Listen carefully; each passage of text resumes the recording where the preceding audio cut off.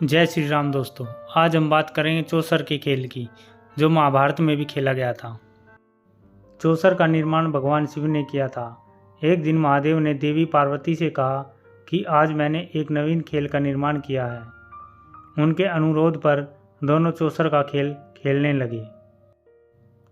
चूंकि चौसर का निर्माण महादेव ने किया था, वे जीतते जा रहे थे। अंत में माता पार्वती ने कहा कि ये उचित नहीं है। यदि ये एक खेल है तो उसके कुछ नियम भी नियत होने चाहिए। उनके ऐसा कहने पर महादेव ने चौसर के नियम बनाए और एक बार फिर चौसर का खेल आरंभ हो गया। इस बार माता पार्वती बार बार विजय होने लगी और थोड़े ही समय में भगवान शिव अपना सब कुछ हार गए।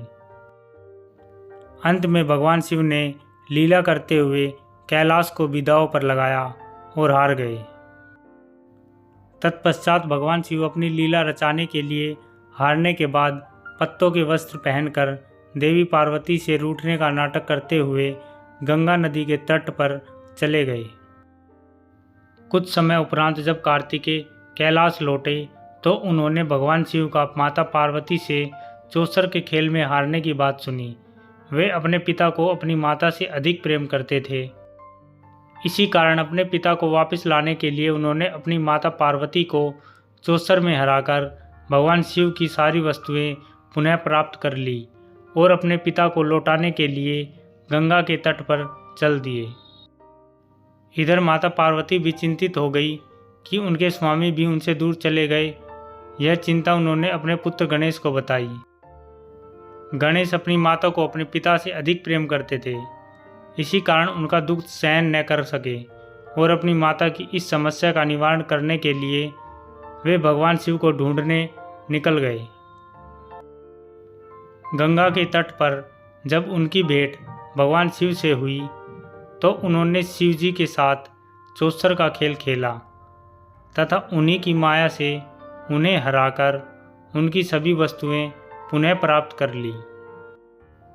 भगवान शिव की सभी वस्तुएं प्राप्त कर गणेश मां पार्वती के पास पहुँचे तथा उन्हें अपनी विजय का समाचार सुनाया। गणेश को अकेले देख पार्वती बोली कि तुम्हें अपने पिता को भी साथ लेकर आना चाहिए था। तब गणेश पुनः भगवान शिव को ढूंढने निकल पड़े। भगवान शिव गणेश को हरिद्वार में कार्तिकेय के साथ भ्रमण करते हुए मिले। जब भगवान गणेश ने शिव से वापस कैलाश पर्वत चलने की बात कही तो उन्होंने गणेश के बार बार निवेदन करने पर कहा कि यदि तुम्हारी माता मेरे साथ एक बार फिर चौसर का खेल खेले तो मैं तुम्हारे साथ चल सकता हूँ। गणेश ने माता पार्वती को भगवान शिव की शर्त बतलाई और उन्हें लेकर अपने पिता के पास पहुँचे।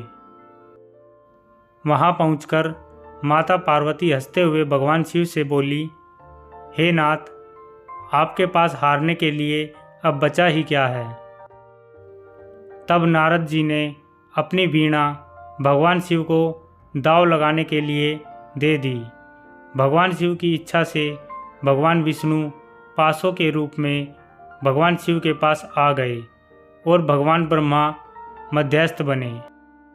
इस बार भगवान शिव चौसर के खेल में माता पार्वती को बार बार हराने लगे। जब माता पार्वती अपना सब कुछ हार गई तब महादेव ने हंसते हुए इसका रहस्य बताया। यद्यपि भगवान शिव ने माता पार्वती के साथ यूं ही ठिठोली की थी, किंतु देवी पार्वती को बड़ा क्रोध आया। उन्होंने क्रोधित होते हुए भगवान शिव से कहा कि आप हमेशा अपने सर के ऊपर गंगा का बोझ सहेंगे।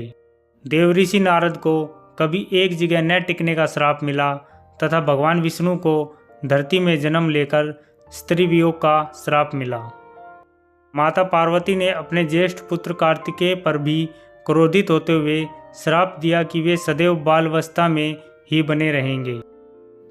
बाद में माता पार्वती को अपने श्राप पर बड़ा शोभ हुआ और उन्होंने भगवान शिव और नारायण से प्रार्थना की कि वे उनके श्राप को निष्फल कर दें। किंतु भगवान विष्णु ने कहा कि वे जगत माता हैं और वे उनका श्राप निष्फल कर उनका अपमान नहीं कर सकते। अतः सभी को माता पार्वती द्वारा दिया गया श्राप झेलना पड़ा। इस प्रकार चौसर ने केवल मनुष्य का नहीं बल्कि स्वयं ईश्वर का भी अहित किया है। दोस्तों, सनातन धर्म से जुड़ी ऐसी और भी रोचक बातें जानने के लिए हमारे चैनल को सब्सक्राइब जरूर करें। जय श्री राम।